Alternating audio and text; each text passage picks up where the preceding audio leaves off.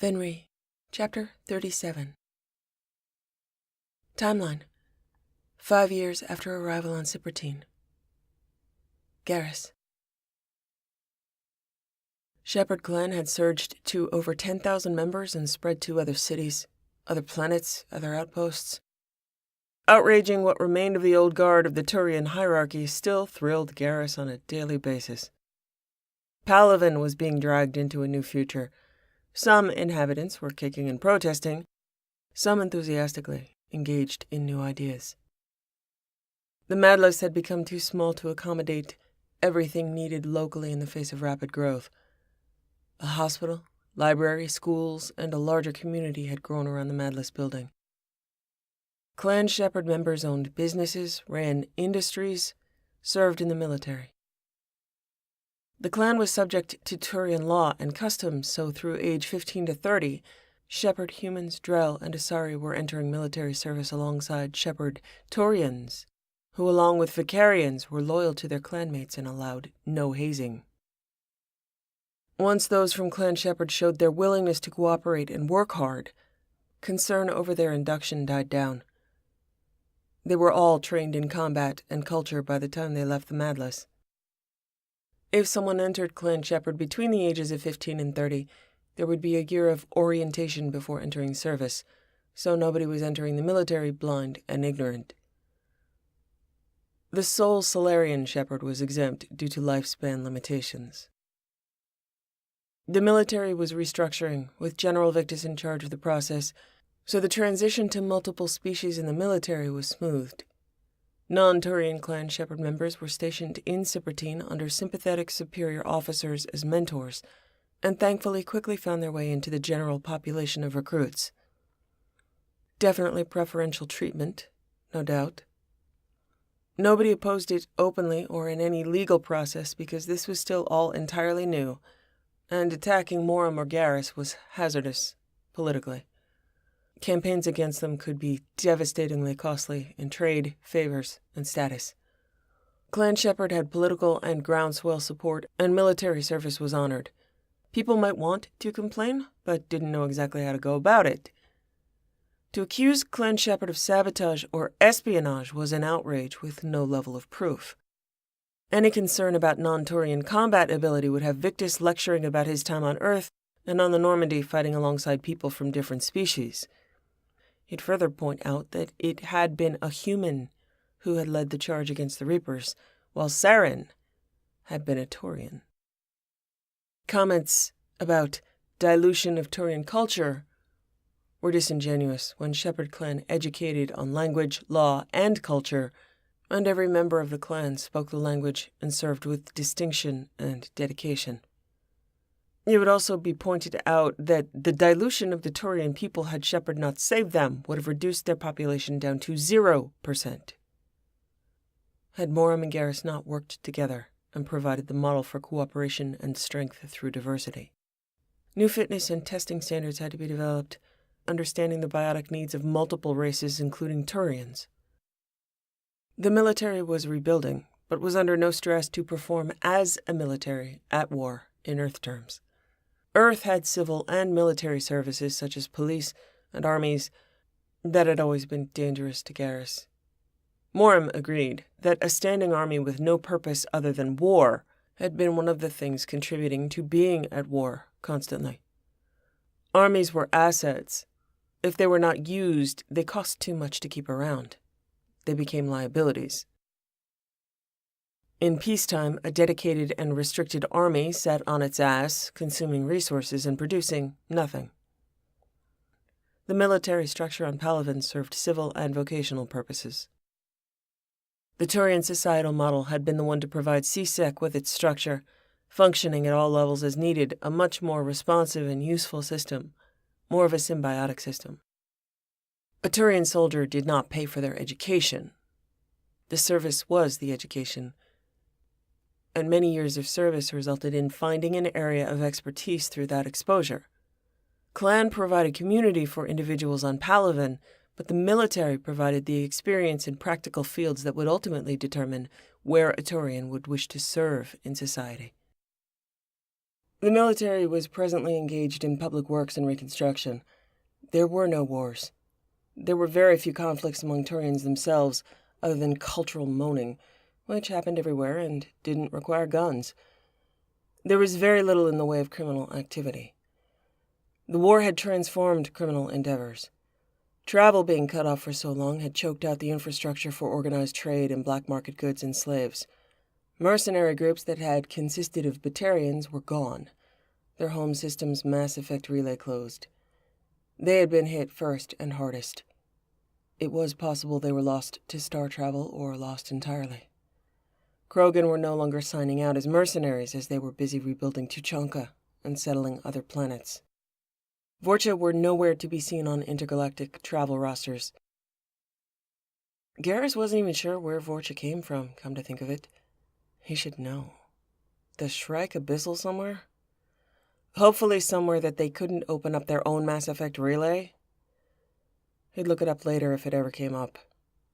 He hoped it wouldn't come up. Omega had taught him all he wanted to know about Vorcha.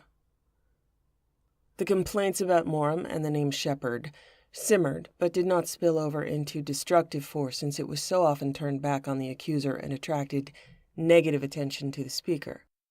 Someone out to drag up some manufactured accusation had to contend with Kasumi's and Farron's vengeance on such things, and risked making the Primarch or Victus take a side. Historically, they would take Morum's side, their tolerance for manufactured bullshit having run thin over time. With Shepard clan enthusiastically bolstering the military and providing outreach, the Vicarian clan willing to growl at anybody who looked at a Shepard funny, it was a losing game. Arya was still alive and had retreated to Thessia. Omega had been obliterated. Good.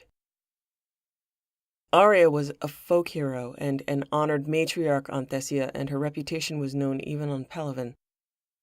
It had been made clear through rumor, though it was not clear to anybody who had started the rumor, that without Arya, Morum and Garrus would never have reunited. So, really, their collaboration was all Arya's doing. It was all very mysterious. Morum and Garrus never contradicted the assertion. Arya appeared to be aiding simply in reconstruction, but Morum had stated she had a shot at real power on the homeworld now, and it wouldn't be surprising to see her gain it over the next century or so. Garrus anticipated a state visit somewhere in there. He'd happily take Arya out for a drink, if only to toast to Omega's demise and keep a straight face at her expression. Kolyat had survived, having left the Citadel to travel in the company of Hanar to help defend Kaje, and there he remained, studying the religion of his people, teaching the same at a cultural center, and spending time with his wife and young son. There was no more CSEC, which had caused collapse of a great deal of Turian status and authority. Casualties on the Citadel had been 100%, none escaping the hijack of the station. There was no surviving record of that event after the pulse. Bailey had not made it off the station. Sildiv, any number of friends, colleagues, and family had perished, buried in mounds of bodies. Liara's father, Ethida, was gone. Unaccepted losses of Turian people, families, ambition, and service. Gone. There was no more Citadel. The station had decayed in orbit, and the systems had shut down. Reclamation of material and tech had become life-threatening. The Citadel had been sheared into smaller pieces, the materials repurposed, some intact pieces kept for study or as museum exhibits. There wasn't much left to study. Reaper tech was defunct and unresponsive, unable to be restarted. Some people still vowed they would recover Reaper secrets, but much to Morum's peace of mind, it remained unsalvageable. Dr. Shakwas and her ever-present Turian Dr. Alcindor were research and service partners at the Madless Hospital. They were certainly life partners, publicly subdued but privately intense and dedicated. Karen was happy. They were not bonded, Alcindor had been bonded to a Turian mate who had died during the invasion. They were working together on research and consulting on the more difficult cases presented to the hospital. The sole Solarian Shepard clan member, Kirsel, was also at the hospital often, when not taking down histories at the Madless, advising and researching and assisting. There were programs for restarted research into Vrolik syndrome, Corpalis syndrome, Kepral syndrome, and a fertility clinic. Miranda had recently taken up permanent residence in the clinic. Her innovations in limb regeneration were being carried forward and delivered by others. She was on to a new challenge, convinced that as she had brought back the dead, with enough funding she could aid Moram and Garrus specifically, Clan Shepard, and the galaxy in general if she could develop some method of genetically combined hybrid birth. She was starting with studying how Asari managed to integrate genetic material and adapt. That particular bit of research was well funded but not well publicized. There were concerns for fanatic terrorism. A lot of unsteady people did not want to see hybrid life. They had enough security problems without advertising for more. Miranda was optimistic. Garrus, less so. He didn't doubt her ability, but he couldn't wrap his head around it. He did remember this was the woman who had looked at a body composed of meat and tubes based on Jacob's description, and thought, sure, I can bring her back. She'd done it, but he had no idea how. This was a long-term project, and the obstacles immense. Physiology, mechanics, chirality, and chemistry seemed far too complicated to conquer. It was in the realm of magic, as far as he was concerned. Still, there was time and money, but he wasn't holding his breath. And in the meantime, there was no shortage of children streaming through the hallways and rooms of the Madless. He knew quite a bit about raising Turian children. Every Turian was expected to be able to care for any child in the clan younger than they were. Moram attacked the subject with her uncanny focus and attention to detail, and he was sure she knew more about it than he did at this point. She was never rushed, never worried, always had teams to help her diplomatically or with clan business, always willing to stop and talk, same as she had been on the Normandy. She had adapted her style to accommodate thousands of people, identifying strengths and potential in them that she built into self-driven, talented teams, never taking credit for the synergy she created, her unique gift of laying on hands and bringing life into hope and dream. Moram beat people up in hand-to-hand training, and whatever she'd lost in strength she'd made up for in technique and her Leviathan-gifted speed of processing her environment. Her biotics had strengthened even without an implant, and she'd discovered that she could suppress other people's biotics in her presence, something she could not teach. She was back to being able to control anybody physically with her bursts of controlled biotic intent. She could restrain and immobilize. That was fun in bed. Really fun in bed. Or on a floor, or against a wall. Especially against glass. Her biotic strength, built along with her body's ability to rest and rejuvenate among people she loved, doing work she valued. Her scars had disappeared, her valor marks fading, and her healing restored to an inhuman overdrive. Also fun in bed, as she'd slowly over time assured him that she would be displeased if he didn't use his talons, use his teeth. She pushed him to do it. She was convincing. He'd liked her scars, but he couldn't deny that he also liked expanses of skin with no reminders of past pain. Her eyes looked toward the future now, and did not lose their light down the well of her regrets and losses. She wore dresses now, elaborate gowns, and not armor. He was helpless, as he always had been, to a simple request from her lips, or to her biotics that no longer seemed to originate from her hands and travel, but arrived instantaneously wherever she wanted them. The majority of her techniques she could not teach, and it stayed put away while she encouraged others to develop their own biotic gifts, starting with the ones she knew, occasionally sparking new ideas in talented students. She had many of those. Her biotics were both stronger and more diverse than she showed in instruction or exhibition. But she couldn't win at arm wrestling. He could overpower her, certainly, but she could take him in a fair fight, hand-to-hand. Since one of her gifts was the ability to make things unfair in her favor, she could take him down still, hand-to-hand, if he wasn't careful. Or even if he was. His training was based on power, and she'd adapted to multiple methods that used his power against him. Her instruction classes were popular, and she had been compelled to give it more often and to more people. She'd also identified enough talented combat instructors from her students, extending training, adding their styles.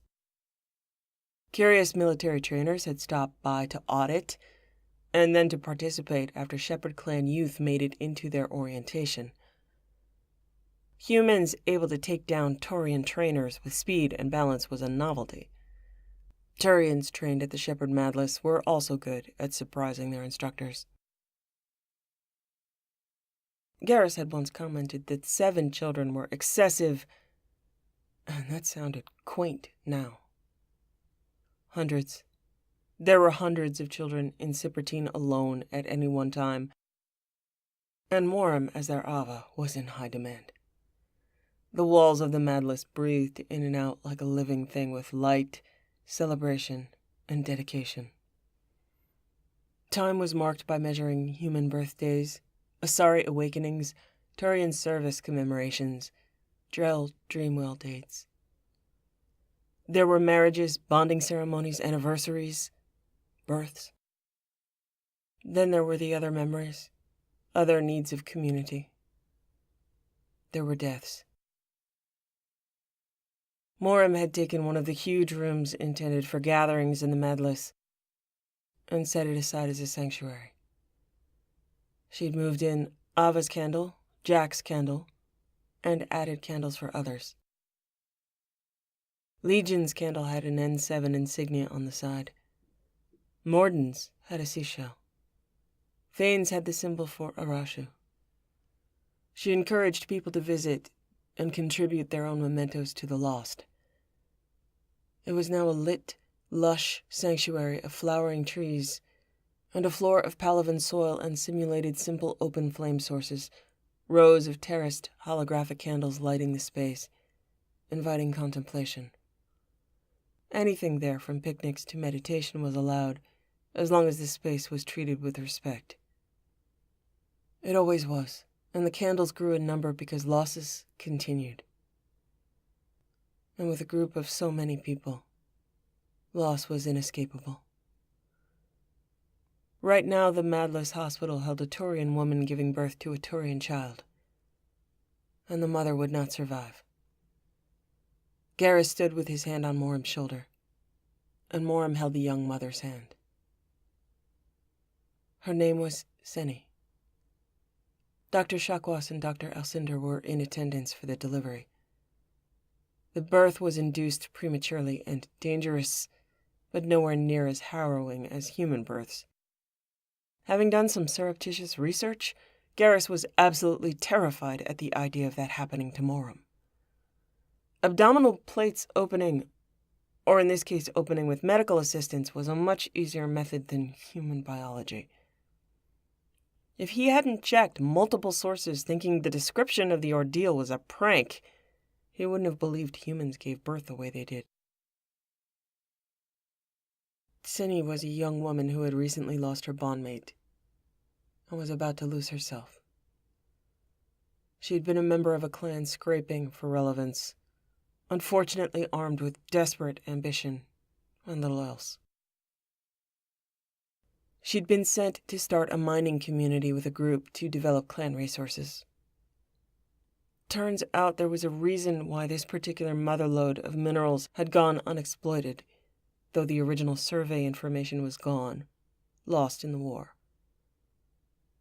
A condition that behaved much like heavy metal poisoning struck the colony. Insidious sources that weren't filtered out from water or air, molecules that sank into the skin on contact with any surface. Senni's bondmate had sent her, heavily pregnant, to Cypertine to ask for help for the colony. Garrus suspected her bondmate had known help wouldn't come, but he had gotten her off that cursed rock. Senni had found a sympathetic ear in Morim and in Garrus, who were unwilling to blame a dying, pregnant woman for the loss of clan personnel and resources, her mate, and her life. Senni's clan blamed her for recklessness, which was in fact fair, because she had been part of the science team that had recommended mining. Senni had made a culturally dramatic and politically ticklish decision. With her clan closing ranks about blame, Senni had begged to be admitted to Clan Shepard before her child was born. Her daughter would be clan gift. Senni had been welcomed to the Madless Hospital, and Dr. Chakwas had provided some chelation therapy that would extend, but not save her life. The therapy had saved the life of her child. Complicating this, Senni was not of sound mind. Not at all. The poisoning had affected her thoughts, and she had deteriorated into incoherence. Her family and clan were decimated and conflicted. Garrus was big on causing outrage, but this was something that gave even him pause. He felt in his bones that the baby belonged with her clan. Something ingrained in him. Garrus had arranged for a team to survey the mining colony with full hazard precautions, and everyone at the compound had been found dead. The bodies had been returned to Palaven, but with the precaution that the bodies remain sealed in impermeable shrouds that should not be opened. The body should not be touched or burned to avoid contamination. This had the consequence of making it seem as though Shepard clan were willing to violate Palaven burying custom, giving an excuse to the unhinged to accuse Clan Shepard of desecration of the bodies of the fallen. This saw a lot of unhinged people in their line of work. Still, likely always. No good deed goes unpunished. Words Morim had taught him from human idiom. Very un-Taurian in sentiment, but true sometimes, especially among Taurians in a backward sense. Punishment for all imperfect deeds was often expected. It encouraged striving for perfection, and although that was a Taurian strength, it was also, unfortunately, a cultural weakness often exploited. Authority could, and had, throughout history, used the stoicism and expectation of imperfection of those lower in rank as an excuse to flog them along unreasonably and expect no complaint. Garrus was dedicated to seeing that exploitation was stopped. Good deeds should be rewarded. Historically, Taurians did not clan hop. Not in the way Senni had just done out of desperation. He didn't blame Senni. Her clan was no longer solvent or organized, was a clan in name only. Historically, clan membership had been essential, a birthright, about bloodlines and individual traditions, unthinkable to abandon one for another. It was possible, but it wasn't done other than through bonding. He'd known of nobody who had attempted it in his lifetime before the war. Eons of time in Taurian society had developed clans of such large size that if they were not beneficial to all clan members, they were at least prosperous enough to keep up appearances, and the Taurian soul thrived on pride. The war and the existence and potential escape of Clan Shepard had disrupted that, and more people were thinking of abandoning their failing clans and joining Clan Shepard. Clans before the war had consisted of millions of people. The Shakarian clan still had hundreds of thousands of surviving members after the destruction of the war, buildings and fixtures and infrastructure in Cipertine and other city centers, they still controlled a great deal of land and influence. Seni's clan had developed barely solvent communities that were not self-sustaining. Their Madless center on Palaven had been destroyed, and their communities abandoned. Away from Palaven, cut off from tradition and support for years without resources, social structure had deteriorated. Before the war, Seni would have had recourse, clan support, and resources. Now she had absolutely nothing to lose, and either way would have the condemnation of desperate people. Either way, she would die. What she wanted was a future for her daughter. It was tragic, and Morim did not see any point to making people suffer for their heritage. That was also very un-Taurian. He was okay again, being a bad Taurian, all things considered in the harsh light of reality versus the expectation of culture. He was glad to feed refugees from other clans, take them in, make them family. He would not discourage or bar people from seeking a better future as long as they did so in good faith and passed his security checks. It hadn't come up that people had asked to leave Clan Shepard, but he'd certainly release people without guilt also. If their better future was elsewhere, he wouldn't stand in their way. Morim understood the nuances of Taurian politics, but was not conflicted about Seni's fate, and was unwilling to allow Seni's final days to be composed of censure of her personally and fear for her own death and her daughter's future. Had Seni's clan been more stable, Morim might have considered denying entry, but in reality, Seni's clan was too small and it was destitute, unable to care for an infant. Morim feared the baby would be resented, punished for being a constant reminder of a public and permanent failing. There were no representatives of Seni's clan at all on Palaven. Clan gift children were most often cared for by close relatives, and Seni had none remaining, all wiped out in the war, her bondmate's family gone. Seni's clan was strung out over too many locations with too little population, unable to travel or consolidate power or make centralized decisions.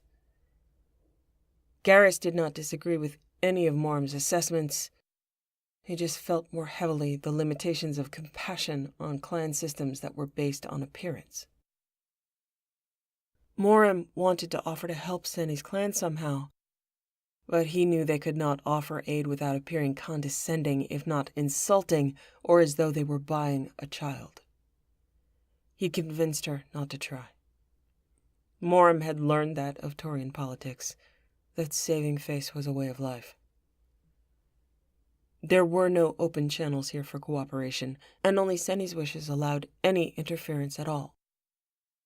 The choice was abandoning an infant to possible neglect against her mother's wishes, or accepting her into the clan despite whatever conflict that generated. Regardless of Seni's compromised body and thought process leading to the choices that brought her here, she was going to die, and she was going to have a child, and Morim felt these two things should be done with dignity and support. Seni had to be put under full anesthesia, and she never woke up. Her daughter, now Shepard clan gift, was named Gwenna, after the Taurian climbing vines with yellow flowers that graced the heights of the Shepard Madless inner wall. Gwenna had violet eyes, hide the light blue of an earth morning sky, pre-plate overlaps in the shade of iridescent cloud. And Morim was never going to put her down. Clan gift was up to the discretion of the clan Ava to determine, and Morim might have allowed her to go to someone else, might have intended that. She hadn't discussed it. This had happened quickly. It was possible she didn't want to plan or get hopes up because Gwenna living had been so uncertain. Garrus knew that Gwenna was their daughter as soon as he saw the light in Morim's eyes and the sound of Morim's voice telling the baby what her name was. a tiny hand of light blue wrapped around her thumb. Despite the stories of human babies keeping up parents all night and the attendant horror of breastfeeding. Okay, it seemed more like horror to Garrus because Turian children were born with fangs. Gwenna fit into their life without any disruption. They had all the infrastructure needed for family. Moram knew everything she needed to know about the care of a Turian child.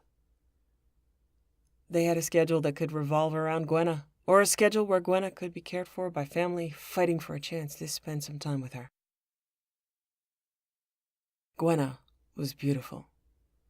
She was tiny, delicate, and solemn. She liked to gaze at people with contemplative eyes, as though she already understood all she surveyed.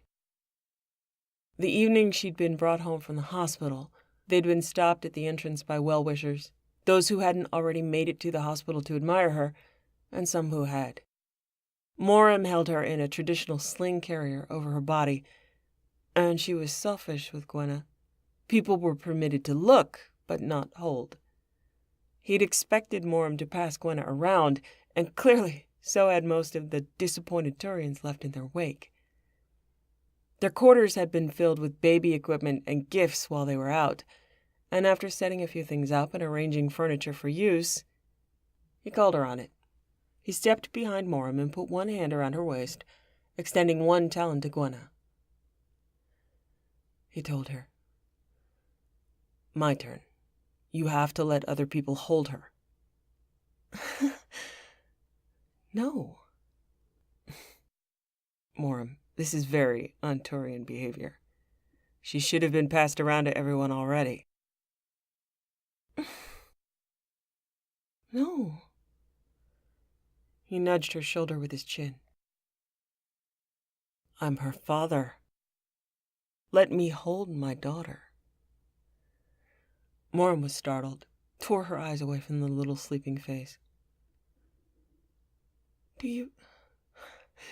This was really sudden. I know Oh, hell. Do you want to hold her, or do you have to hold her? Is this some Turian thing? I'm going to forgive you for saying that. I want to hold her. If we're going to have a daughter, I'm going to have a daughter. Let me have my daughter. Moram bit her lip. But she's sleeping. He growled a little and squeezed her waist. Now. Moram held entirely still, didn't move, but she did let him take Gwenna out of the sling with another distressed squeak.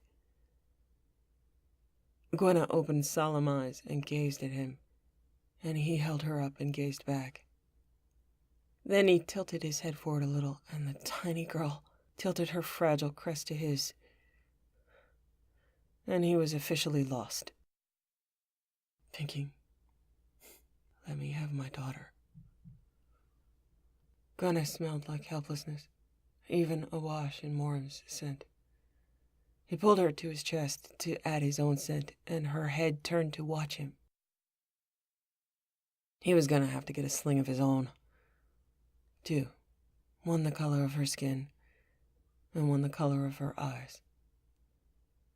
He walked her around the room, introducing her to plants and furniture and making sure she knew what he sounded like, what he felt like, what he smelled like. He turned to Moram, who was watching them with a happy smile, took her hand, and drew her and the baby back out of the room. He walked with them to the sanctuary and activated candles for Gwenna's birth parents, Seni and her bondmate, Uil. He promised to bring Gwenna back later to visit and to tell her stories about their lives. Then he took her out into the living spaces of the Madless to properly introduce his daughter to her world. Gwenna met her family, was enthusiastically passed around, admired, and praised. She slept through most of it, serenity on her face. She ate when she was offered food. She was changed and passed around again. Little children were given the opportunity to hold her if they were big enough, or if they were too small, they were lifted to watch her sleep. Congratulations were given, praise given to the spirits, prognostications of beauty and intelligence and strength. He replied to those predictions, just like her mother. Turian babies were quieter than human babies, their needs less frantic and more measured in reliable time intervals. They were born with teeth in place, able to eat solid food, claws and early plates soft but hardening after exposure to air, heads able to be held up. Turians did not cry. A distressed Turian baby spoke more in a light keening, a sound which Gwenna had not yet made because there was nothing she'd needed that hadn't been provided early and often. She'd been making happy Turian baby sounds, contented purrs in her sleep, and curious trills while awake. Turians had a unique childhood perk that humans didn't have. They could close their ears, so a sleeping baby could make their own silence, shutting out the sounds in the same way that they could close their eyes and shut out the light. This ability was gone by around age 5 when their ears fully developed and the outer apertures opened permanently and hardened. But it certainly helped in the raucous community environment that was Turian life. Moram had been jealous when she'd found out. There were human couples in Clan Shepard, human babies in the Madless, but there was nothing close to the serenity of a sleeping Turian newborn, that self-provided peace in the middle of potential loud chaos otherwise. Hours later, he escorted his sleepy, happy wife and his wide-awake daughter back to their rooms. Moram hadn't slept in about a day and a half, and had spent a great deal of time at the hospital in recent days. She was exhausted, but proud and happy. He put Gwenna down in the cradle close to the bed against Moram's protests, and then pulled Moram bodily into the human shower, out of hospital clothes and into his arms. His bondmate welcomed his body into hers with the warmth, gratitude, and communion of a woman whole in body and mind, with nothing missing, nothing needed, feeding pleasure into him with moans and gentle strokes of her hands. Her glorious, unified voice had the pressured urgency she expressed when she felt she couldn't say enough, couldn't do enough to tell him how happy she was and how much she loved him. He held her, pressing kisses to her wet skin, tasting her as she told him whispered stories of her treasures, laying out her blessings like solid things to admire in the sunshine. Reverie and the sound of her voice cast their spell, and he listened to her, humbled and exalted by this tiny woman who had called godlike creatures up from the depths, cast others down from the sky, and then spoke to him like a child seeking his approval in all things. She granted him all credit, all power, kept none for herself. He savored time together, felt her wind down like an overcoiled spring, until her muscles flowed like water and her words slowed and then stopped, replaced by her mouth on his neck. Her only word remaining was his name. Out of the shower, he wrapped them both in a blanket and lay down on the bed with his wife joined, sleepy, against him. He reached over, lifted Gwenna into the cradle of his free arm. Moram reached out a hand, and Gwenna wrapped a hand around her thumb again. He spoke to his women, so they'd hear his voice, know how he smelled, know how he felt, and know that he would make the world's better places for them, with them.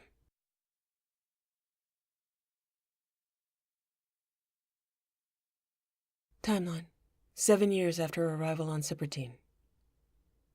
Garrus. Miranda had asked for samples. Actual samples. It was getting possibly maybe true that she was thinking specifics. The science was stunning. He still thought it was magic. Miranda had spoken to both of them and determined that there was no allergy whatsoever. She'd become fascinated at how their biology might be divergent from other human Turian bonded couples. He told her, in strict confidence, about the biological circumstance of his bonding choice. She'd become fascinated by the possibilities. She believed it would increase compatibility between genetic material since he had adapted to her so fully, but she'd need to test that theory. He promised to give samples. He'd made a separate appointment for Moram and had a talk with Miranda after giving her everything she wanted, reasonable or unreasonable. He was going to need some painkillers. Later. With Miranda busy categorizing, he told her, "Tell me about the process. Is the intent to have Moram carry the baby?" "Yes, ideally. That's the whole motherhood experience." "Unless those are the last samples you ever want to get, I need you to promise me that you will not carry a baby. Anything else. A host, an artificial uterus, a Varen. I do not care. I've seen human childbirth, and I won't survive it. I won't have it done experimentally on my bondmate." Miranda drew her brows together. "Well, I can ask Moram if—" He leaned forward, utilizing slightly more menacing body language and voice. "No, you won't. You will find a way to convince her that she, specifically, cannot carry a baby even if every other woman in creation can do it. Otherwise, I will kill you, and nobody but you will know it was me." Miranda looked at him as though she could take him. She probably could, but he followed up with, "You can probably take me down, but be reasonable. I would be avenged. You'd get no unique Turian physiology pincushion for samples. They won't let you keep my body." To her cool, considering appraisal, he explained, "I have a daughter. A beautiful daughter. Not of my genetic material, not of Moram's, and I couldn't love her more, and neither could Moram. It's not necessary to have a child of our genetic material, though I would love that child just as much. Just not more.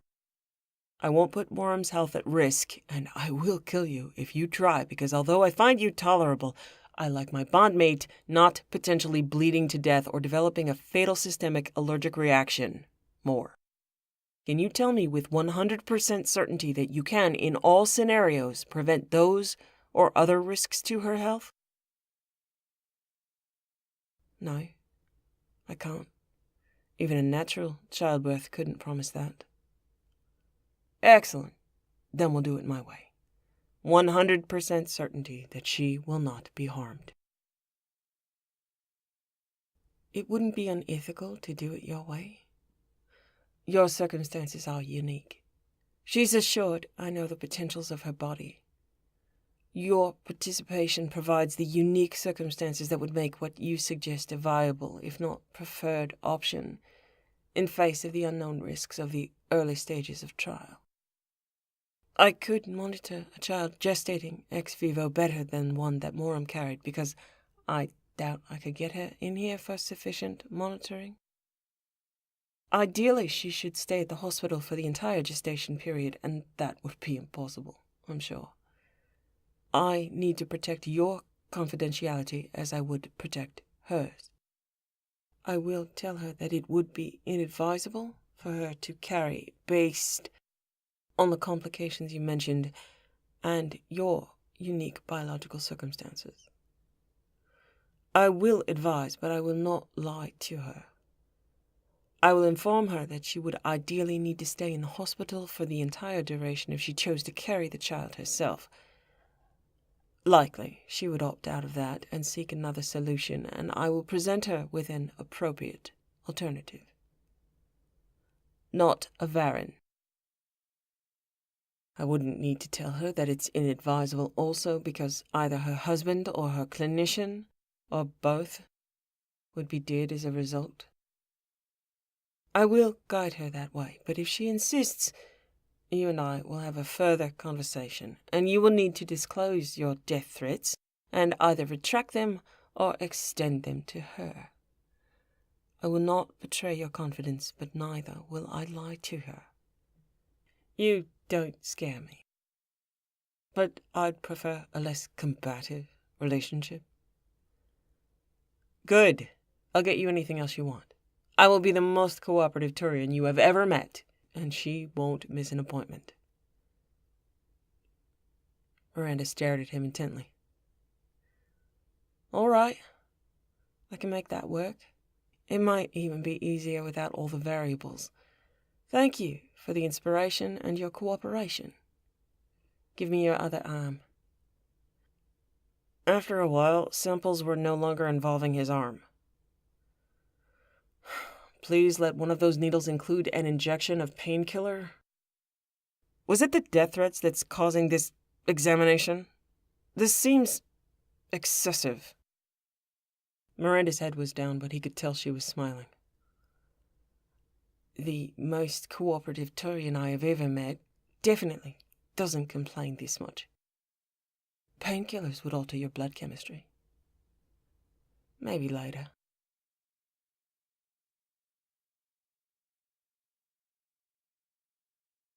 Shepard.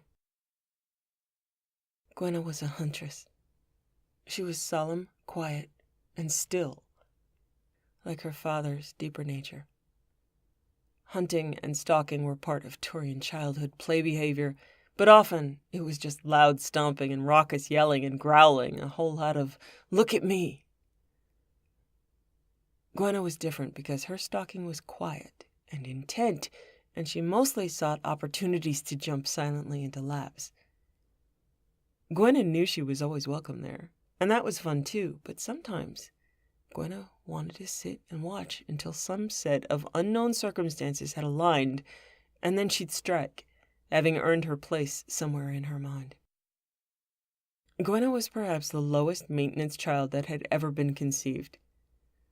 She was never far from Moram or Garrus. She spent her days on their rounds in their offices with them. Gwenna never complained about spending time with the rest of the family or with children her age, but she had a preference, and that was to be with them.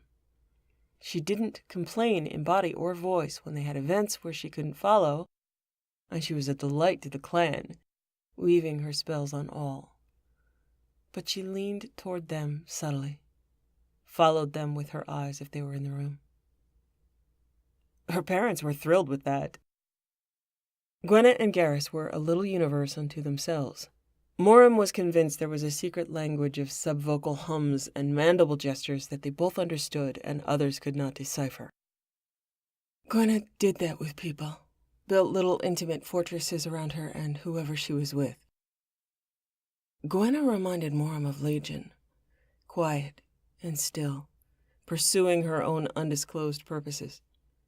Several times throughout each day, Moram would know Gwenna had paused in playing with toys and was watching her quietly, either hiding behind something so there was only enough of her face seen to reveal an intent violet eye, or standing in the open, letting Moram know she was the most important thing in the room and deserving of Gwenna's undivided attention.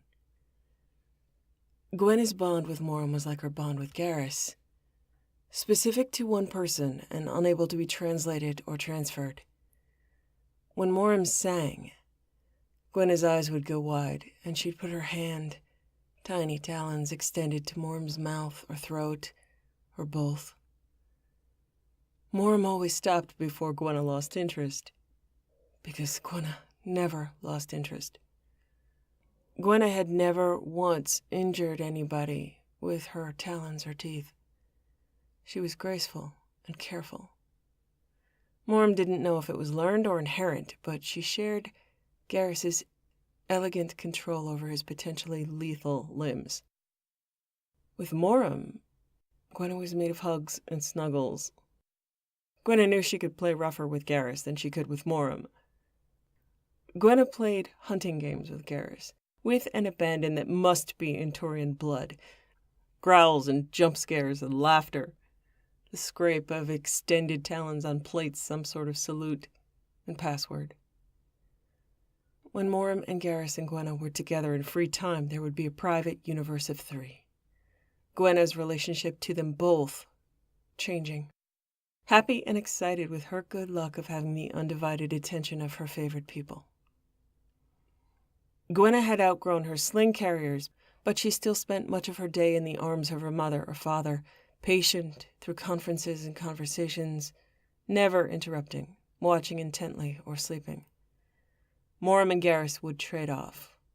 One day Gwenna would go with Garrus on his rounds, the next with Moram to her kitchen, and then they'd meet up for breakfast. Days were spent in the office and then out in the Madless for classes, celebrations, family. Gwenna slept in their room, and often in their bed, bodies tumbled together in a triad of leaning and meeting eyes, whispered voices and hands clasped. Over time and experience, the more desperate edges of their fears for each other had smoothed, and the long-awaited addition of a child had released a source of anxiety and worry that had resided in Garrus's bones. He had wanted Moram to be able to have children. He had fallen hard in love with little Gwenna, and Moram and Garrus's worlds had been transformed. They were no longer killers. They were caretakers, and Garrus had 2 sets of adoring eyes to see himself through. Gwenna's love, unlike Moram's, had been easy and instant, no requirements and no judgment. They had read needs in each other through subharmonics that were traded like sharing breath. Having Gwenna in their lives was a blessing of intimacy and understanding, a little body sharing seamlessly their bond that had caused so much trouble and outrage. Now they knew they had full acceptance because Gwenna said so. It had been an impossible thing to think before the war. A Turian bonded to a human, caring for a child that was not from their clan. They all happily defied impossibility, with faith in their bond growing like a tree that had gone without enough water or light, roots bound in a pot for years. That tree sunk thirsty roots into deep soil and reached leaves to the sky, finding an unquestioned home. She remembered having the conversation before coming to Palaven, imagining a child as an intrusion and a burden. None of that had been true. Not with this much family, this much support, this much enthusiasm for the future brimming over in the Madless. It was freeing. Garrus and Moram had always been willing to die for, kill for, or suffer for strangers. Now they would die for, kill for, and live for this child, gratefully and willingly, begging for another day together. Gwenna lit up the future, as did the other children in the Madless. Dying for and killing for was not required. The only demand was continued living, and she no longer felt the need to pine for the possibilities of death alone without Garrus. Alone was an impossibility now. Her family coiled tight with her heart, protecting her from despair born of isolation and trauma. The Madless had had to do some pruning, discovering some earth plants that were mildly toxic to Turian children, and even the human children. Nothing deadly like oleander. Garrus had done his research on toxicity even before building, but some plants or flowers or bark could cause mild allergic reactions or smelled so enticing they were chewed down to stubs, mysterious soil trails leading to no evidence. The plants had been replaced by less tempting varieties, but Gwenna had never put a hand or a mouth out of line, never grabbed or took something that wasn't distinctly hers. Her parents were distinctly hers.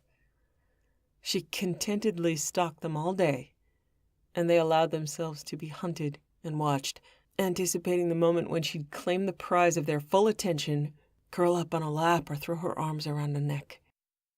Gwenna didn't speak much. She had a bright, gentle intelligence.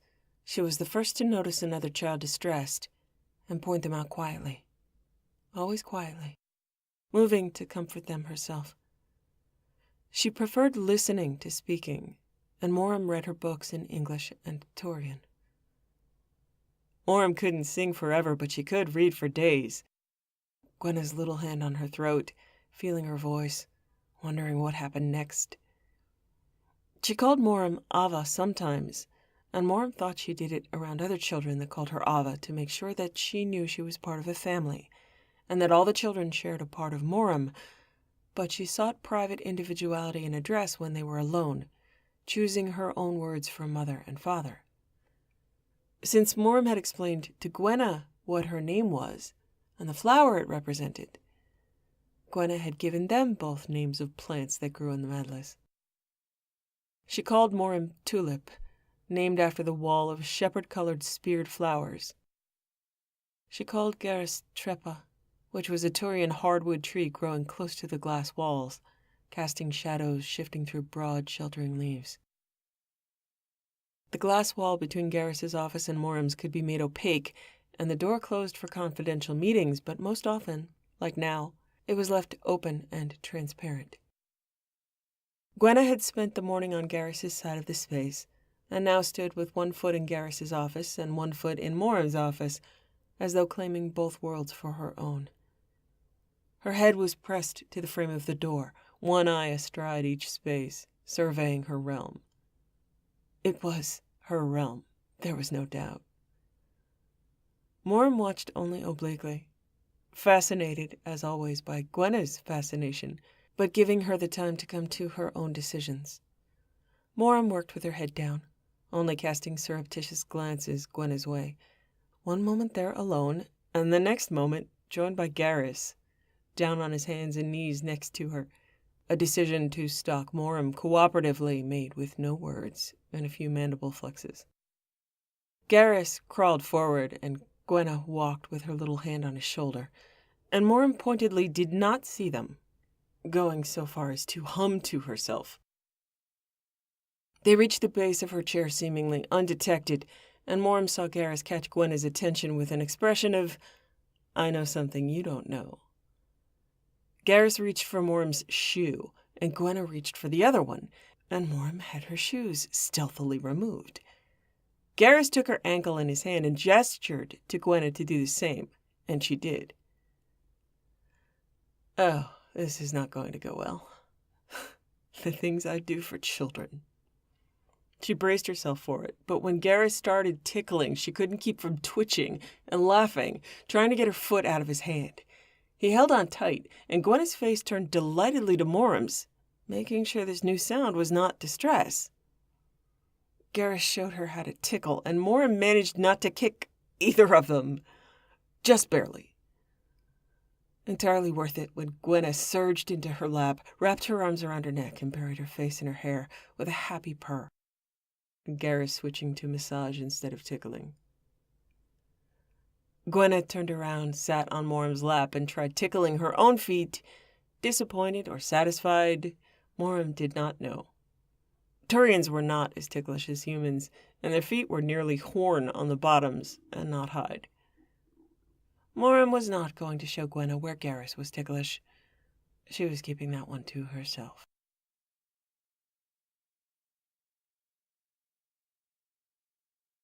Timeline: 9 years after arrival on Cipertine. Garrus. The addition of a hybrid child was a cataclysmic event that, if the Madlas had pillars, would have rocked them, either from alarm or from the laughter. Miranda had shown up at the front door of the Madlas carrying a baby. Garrus and Moram had been entirely out of the loop after samples had been given when requested.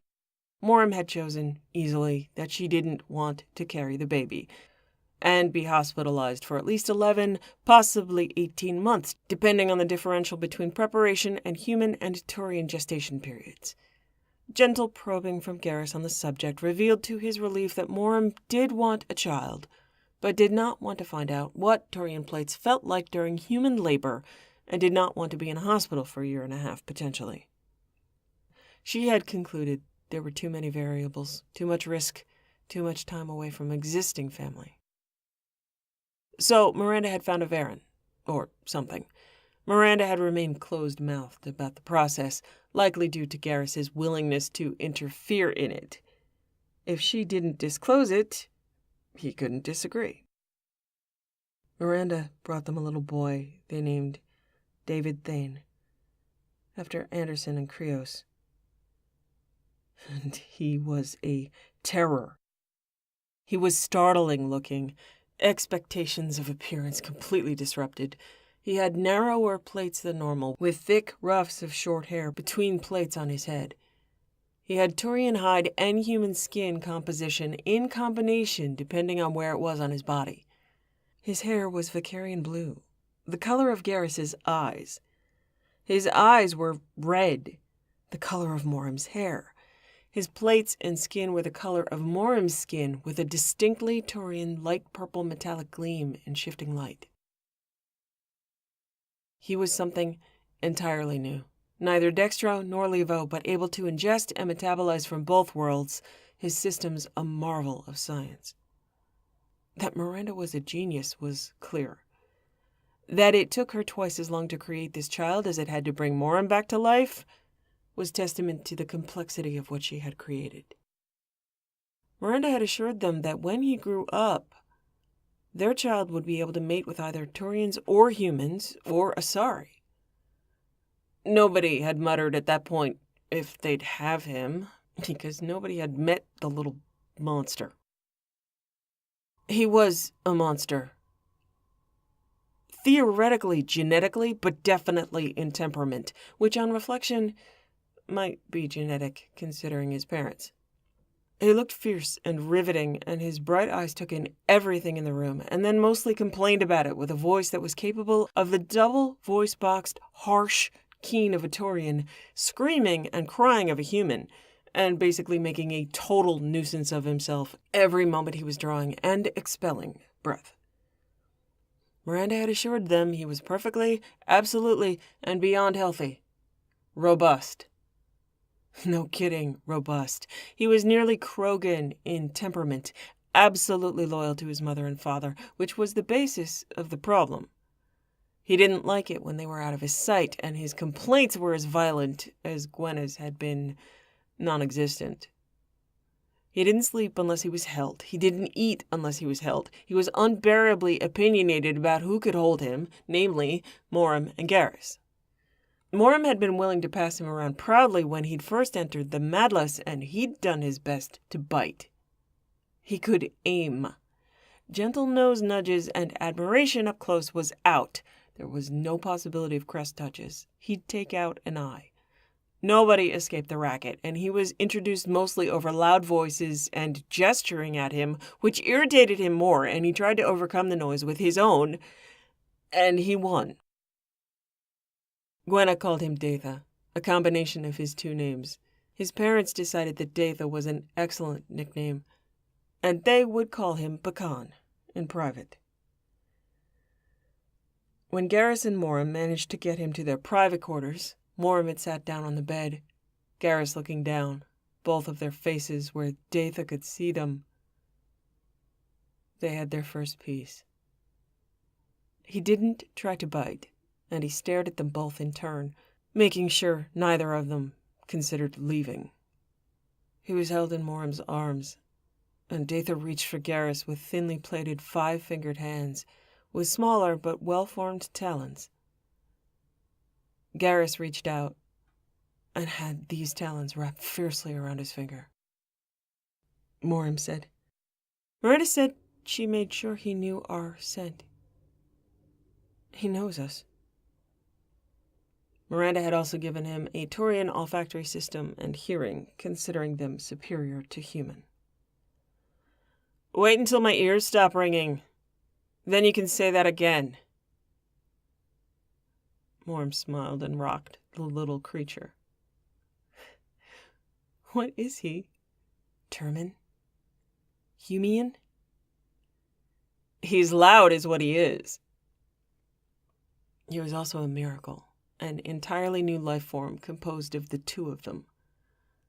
Morim was fascinated, as she had been with Gwenna, and Garrus was humbled, amazed, Impossible to experience all of it in a few hours, and he would have to spread it out over a lifetime with this creature of noise and fury and fascination who was attempting to guard and herd his parents simultaneously. He had a fierce expression, demanding that they stay with a glare at both of them, swiveling his head back and forth to make sure. Definitely their son. They were concerned that Gwenna was going to be bitten and cautioned her to be careful, but he didn't bite. He did growl at her, and then looked at Morim and Garrus, jerking his head at her as if to warn them of an interloper. Garrus kept Datha's hand wrapped around his and lifted Gwenna into his lap. He wasn't sure what it was, the permission or the scent. Gwenna would definitely smell like them. Datha narrowed his eyes at her, and then ignored her, eyes, in the meantime, only for his parents. He had stopped screaming. Thankfully. Small blessing among the miracles. Garrus privately decided Miranda had used Averin as a surrogate because Datha's behavior was territorial and protective. He was a herder, and they were his flock. He was absolutely Garrus's son. Garrus had tried to herd Morim for how many years? He'd like to think he did it with more sophistication and occasionally less noise, but he could appreciate with heartfelt empathy this little boy's instincts. He definitely felt like making noises like that when he hadn't managed to successfully herd Morim. So they shared solidarity with intentions, if not method. After some time of reassuring himself that maybe he didn't have to yell at anybody, Datha struggled in Morim's arms. She set him face down on the bed, still in sight of all of them. Datha continued to struggle, trying to lift his arms and raise his body, but he couldn't just yet. He could raise his head. When he did that, only slightly wobbly, it looked as though breathing fire would fit right into his physique and abilities. They were all fascinated, but Gwenna made the next move, slipping away from Garrus's lap to lay down on the bed facing Datha, play hunting as she would with any Turian baby. Datha looked at her and narrowed his eyes, looked at Morim, looked at Garrus, who were both silent and still with that entranced look specific to new parents, with an added bonus of, "What the hell is going on here?" and a hint of, "Please no blood." Gwenna didn't make a sound, only postured, weaving back slightly on her hands, and he was immediately jealous and frustrated at not being able to do the same thing. He moved his head back and forth with hers, and his eyes lit with tentative recognition, not threat. Her moves were gentle, and his were clumsy, but there's that word again, robust, and he got excited until he was making noise. When he got to a certain level of unbearable, Gwenna reached out her hand and pushed his head down to the bed. Morim said, "No, Gwenna, we can't kill it. It's family." That made Gwenna giggle. And then Morim's laughter joined hers. And then Garrus laughed.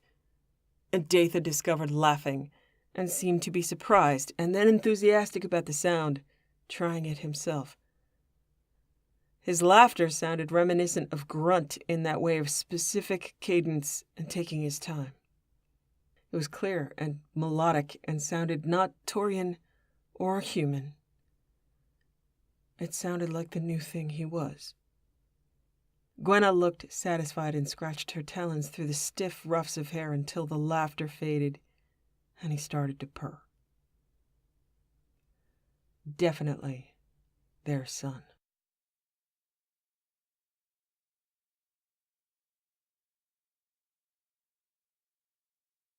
They had hoped that Datha someday would actually sleep, but they were not holding their breath, and neither did he. Okay, he slept, but he didn't sleep unless either Morim or Garrus were holding on to him.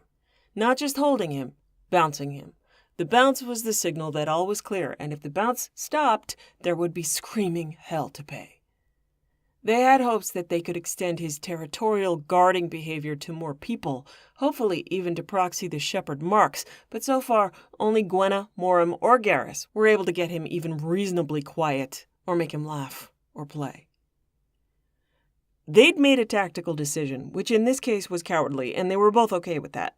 They dropped him off determinedly at one of the Madless nurseries, with promises of hazard pay bonuses, earplugs, and plastic surgery if necessary, handing out dire warnings about being careful about noses and definitely no lips near Datha.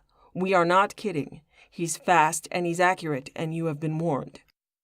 They ran away from their son. And they were gleeful, racing down a corridor until Garrus skidded to a stop and then backtracked, opened a door, and yanked Morim inside. She was laughing and flushed and always beautiful. Long, lazy days in bed were past. Gwenna's gentle acceptance and easy ways no longer setting the pace of their lives. They had to take definite action to get some time together, and cowardice, right now, was the only way. He paused, taking in her face and skin, always mesmerized, and she said, "Hurry! He's probably learning how to walk! He's coming!" She lunged for him, and he caught her face in his hands. He kissed the laughter from her lips, adding some of his own, fumbling like a fledgling with his eyes closed, her hands in his hands rushing with moans blooming. She was too short to be able to do much. She was actually hopping, her hands on his shoulders, clothes barely enough out of the way to accomplish much, but he did gather she didn't want to injure him by launching herself and bending him the wrong way. Spirits he didn't feel like he could bend at all, or that she could ever touch him the wrong way. They were hungry and reaching, and he lifted her with no preamble and slammed her hard against the back of the door. They hadn't made it far into the room, just far enough to close the door. Her hands reached for him to guide him in, and he groaned hard against the skin at her neck. She scored her nails through the scent ridges and dragged her fingers down her face and throat. He watched the bliss spread over her features, confirmation of exactly what he was feeling. They were alive, and so happy, and she was laughing again, her eyes closed, her head tilted back. I needed that. We are addicts. He nodded, bit at her throat to draw blood, held her mouth to his throat. He bit and licked at her lips with voracious hunger and spreading joy. He moved his mouth over her. We're terrible parents. We are. Gwenna made it look so easy. We brought down the Reapers. We're smart and we're capable, and someday, Venri, we will get that child to sleep for more than 20 minutes. That's what I've always loved about you, Garrus. Your optimism. They both dissolved into helpless laughter. Oh, what if he takes out someone's eye? Miranda will replace it. I wonder if he's trying to chase us. He kissed her lingeringly, then told her, 10 more minutes, then we go see. We don't want to miss anything.